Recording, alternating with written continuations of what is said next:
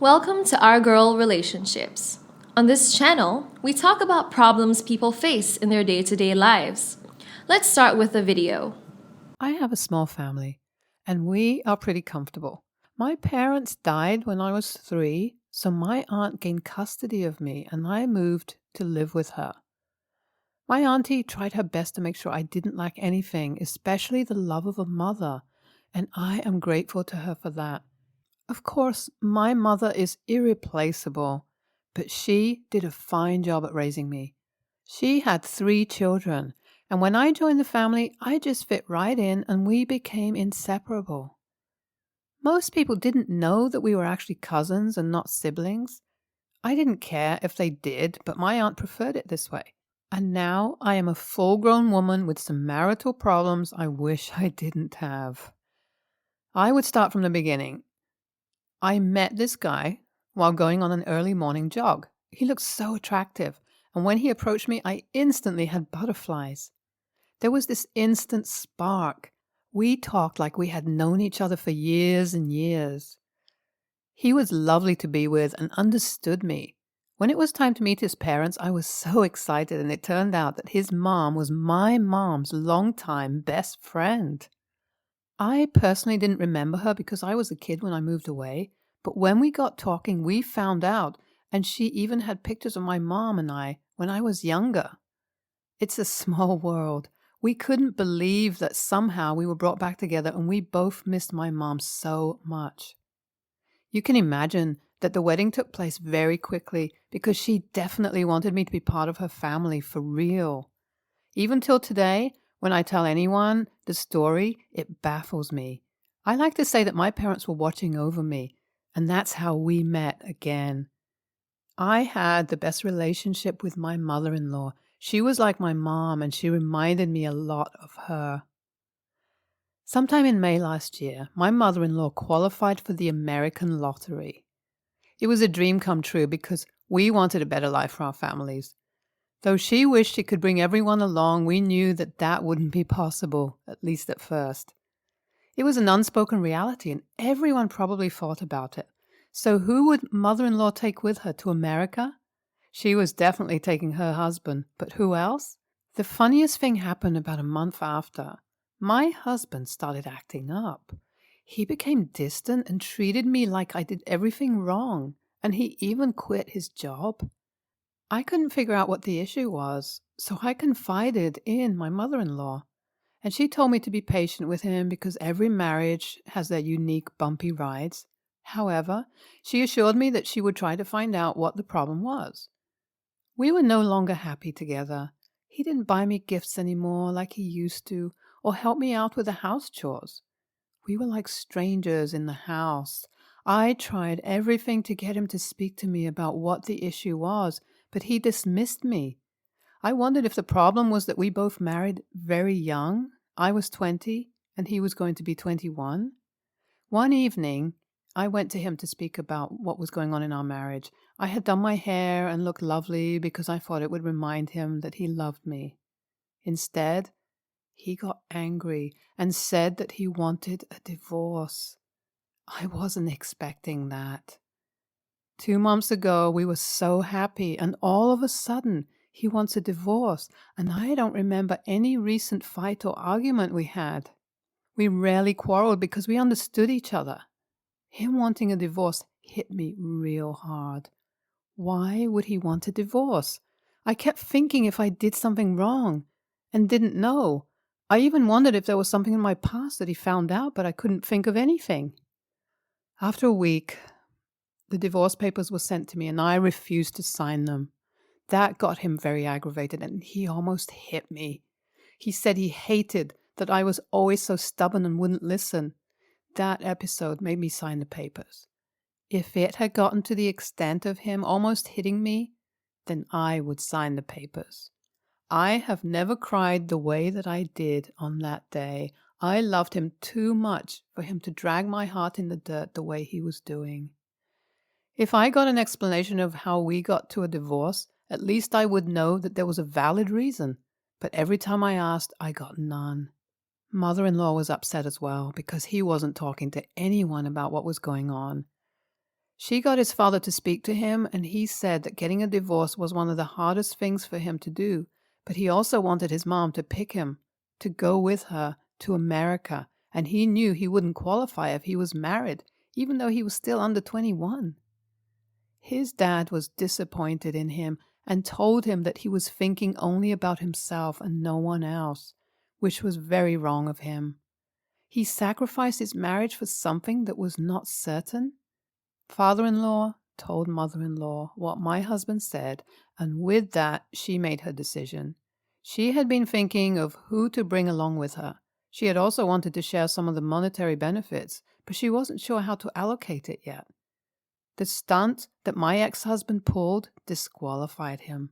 She picked her husband and her daughter, who was 15 years old, to move with her, and she gave me a lump sum of money while my husband got nothing but disappointed faces.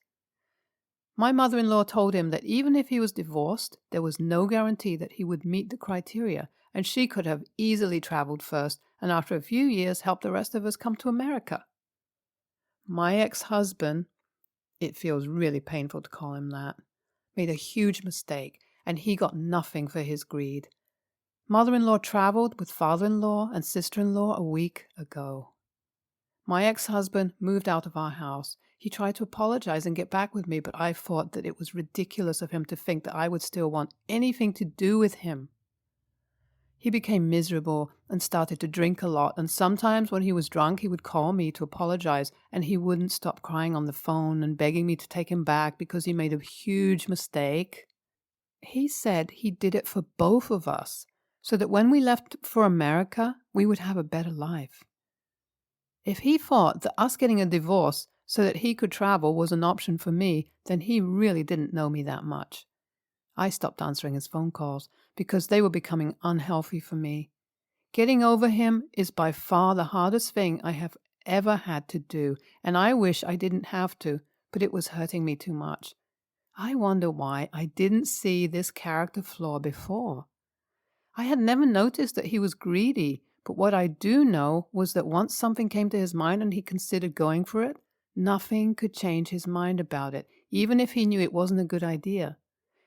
There was no going back from this, and I had to figure out a way to move on.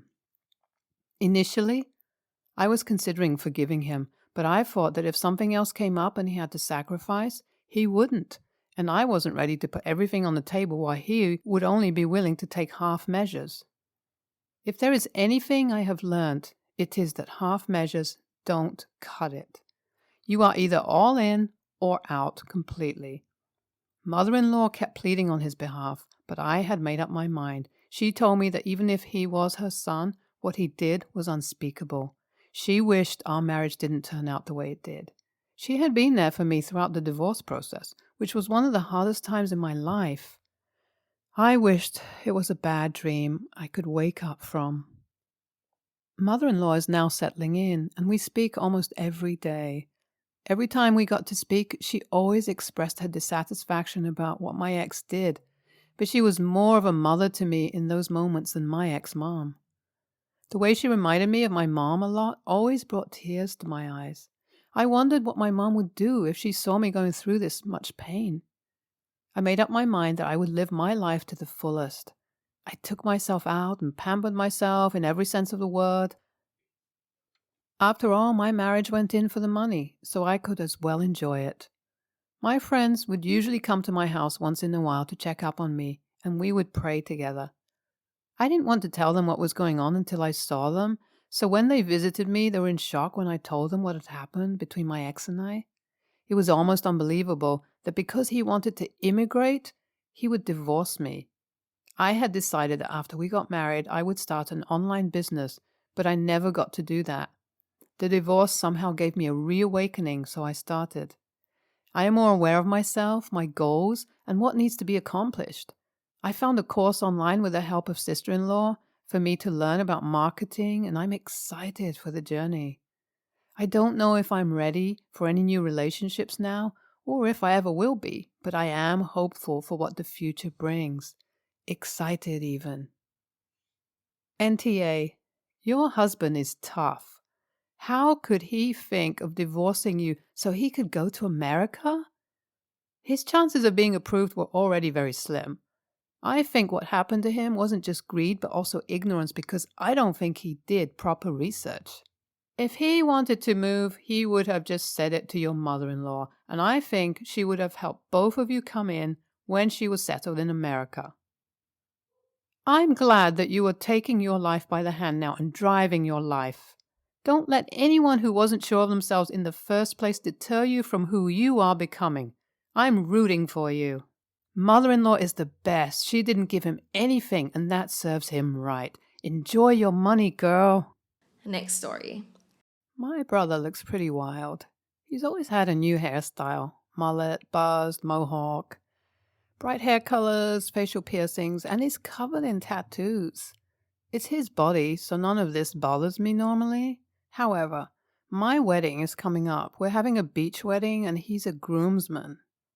I literally do not care what hairstyle he has or what his piercings and tattoos will be visible. My only request is that he covers one specific tattoo. When he was in college, my brother drunkenly got a vagina tattooed on his chest. As it's a beach wedding, the groundsman will be wearing slightly open button-down shirts and the tattoo will be visible. I asked if he'd be willing to cover for my wedding, and he got immediately offended, saying it's his body, his choice. He's now refusing to attend the wedding if he has to cover it. I get it's his body, but I really don't want my guests to have to stare at a vagina during my wedding, and I don't want to look back at my wedding photos and see a vagina. While my family is used to it, my fiancé's family would probably be taken aback if not offended by it. He called me a bridezilla and was unreasonable. AITA? This blew up while I was sleeping, so apologies for not answering any questions. I just want to clarify a few things. My fiancé chose what the guys will be wearing, not me. It's a casual beach wedding, so their shirts will only be 2 buttons unbuttoned. My fiancé thought that would be enough to cover the tattoo, but it isn't right in between my brother's pecs, lengthwise, so about a third is still visible, which makes it evident it's a vagina. My brother and I have always been super close, so this is why his reaction really confused me. I can never imagine getting married without him there, and it surprises me he'd be willing to miss my wedding over this. We offered for all the groomsmen to completely button their shirts or wear undershirts as a compromise, but he said that now that he knows either of those solutions would just be to cover his tattoo, we are censoring his expression of freedom. No little kids will be there, but there will be a couple of teenagers under 18. NTA, hey bro, seeing as it's my big day, and I've waited for this moment forever and spent thousands of dollars, and it's a celebration of my love for my partner, can you put away that huge gaping vagina on your chest for a few hours? Oh my gosh, that's so controlling. Literally bridezilla. How dare you ask me politely not to flash the graphic image of my giant chest pussy at an event celebrating you and your partner that you spent thousands on and have been waiting forever for, which children will possibly be present at? Sounds to me like him uninviting himself is a blessing if he behaves like that. Next story. I, 20, female, live in an apartment next to a family of 3. I've often watched over their kids, Sally, 8, and have been doing so since the mom, Gazelle, became pregnant 6 months in. Recently, Sally asked me how babies are made. The explanation I gave her was, mommies and daddies have eggs, and when they decide to share eggs, the eggs go into mommy's belly for incubation. The egg stays there for a while and grows, and when it's done, out comes a baby. I thought it was pretty kid-friendly explanation. However, Gazelle did not think so. She said she didn't like how I talked about sperm and stuff. I literally didn't. She was standing at my door so all the neighbors could hear, and she was yelling at how irresponsible I was, how she didn't approve, etc. I do not think I deserve that, but it was her child, so her rules, so I apologized. Gazelle asked me to take care of Sally again, and I said that I wouldn't be taking care of her again. When she asked why, I told her I obviously don't know how she wants to raise her child, and I wasn't going to get yelled at again. She tried to apologize and say she was just having a rough day, pregnancy hormones, and how my explanation was pretty inappropriate. I know she's been having it rough, but I still didn't really want to. AITA? I was not paid to take care of Sally. I did it for free. I understand that I shouldn't have gave her an explanation, and I already apologized, which I mentioned in the post. I wasn't really thinking, and my mind just went to giving the best explanation I could think of instead of not telling her anything at all. Also, a lot of people don't like my explanation, which is fine. I just tried to give a simplified version that I thought was age appropriate. Also, some people are asking why I said the eggs go to incubate in mommy's stomach. Giselle is having twins, which is why I said eggs, and then each egg makes a baby. However, I realize why I shouldn't have answered and have admitted to my fault. What I'm asking is, I have now received an apology from Giselle, but honestly don't want to accept it. This was my first mistake, and she reacted to it by yelling at me in front of all our neighbors with not the kindest words. Her excuses seem to be that what I did was extremely wrong, which is being debated in the comments, pregnancy hormones and bad day. She does work on top of being pretty pregnant, so I do sympathize, but I'm still very upset about how she treated me. So AITA for not wanting to take care of Sally anymore? Hi everyone, thank you for all your input. I was conflicted because I was really upset at how she treated me, but I also understand pregnancy hormones and stress. But I wasn't sure if that was an acceptable excuse, which is why I came here. I decided that I did not want to babysit Sally again, even if Giselle decided to pay me, for which she never mentioned. I told Giselle, who said I was being too unfair, so I actually sent her this post. She somehow missed all the comments saying she was in the wrong for screaming at me and used all the comments bashing my explanation to validate herself. I told her, since my explanation was so bad and I'm clearly an a-hole, I shouldn't be put in charge of Sally and to not ask me any more, and I blocked her. Some people brought up being a positive role model for Sally, and while I would love to be so, I'm just living in the apartments because it's close to my university, which I'm graduating from next year. So obviously, I'm not going to be around Sally forever, and I don't want to deal with Gazelle again. I do feel bad for Sally, but at the end of the day, her parents are in control of how she is raised. For everyone still debating the explanation, it was just the best, simplified, kid-friendly explanation I could come up with when put on the spot. I know now to redirect the question back to the parents. Still, thank you for your advice. As a nanny, I have learned to respond, I'm glad you asked. That's a great question to ask Mommy when she gets back. I know you're 20 and inexperienced, but in future, don't talk to other people's kids about sex if you don't want them mad at you, even if the kid asks directly. It doesn't necessarily make sense, but it's very, very common for parents to feel this way. NTA because you didn't know. NTA, it was not cool that you used your own approach to teaching a kid about how babies are made. Every family has their own approach, and every teacher in the world will tell you that you need to let the parents do it. It was completely an a-hole of her to yell at you, especially in public. And for that, she lost a babysitter. You're not an a-hole to help her learn that there are real-world consequences for temper tantrums.